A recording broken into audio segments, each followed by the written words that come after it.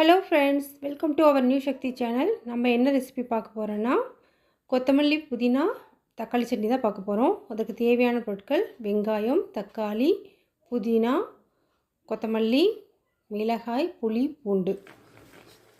இப்போ எடுத்து வச்சோம் இல்லையா, வெங்காயம், தக்காளி, மிளகாய், மல்லி, புதினா இதெல்லாம் எடுத்து வச்சோம் இல்லையா, அதெல்லாம் கட் பண்ணி வானலில் வச்சு எண்ணெய் ஊற்றி இந்த பொருட்கள்லாம் கட் பண்ணி போட்டுக்கிறோம்.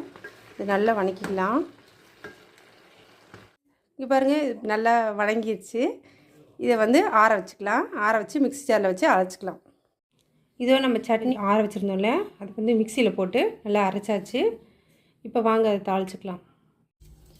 இப்போ ஒரு பாத்திரத்தில் கடலெண்ணெய் விட்டு கடுகு போட்டிருக்கேன்.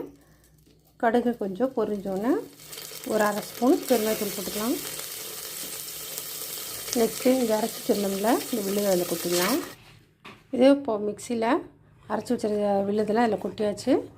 நல்லா கிளறி விடுங்க. ஒரு 2 நிமிஷம் கொதிச்சோன்னே நம்ம இறக்கிடலாம். நம்மளுடைய சட்னி ரெடி ஆயிடுச்சு.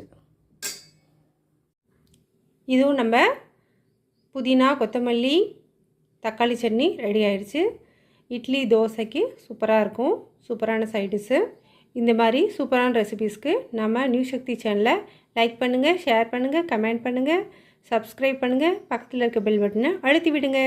தேங்க்யூ ஃபார் வாட்சிங்.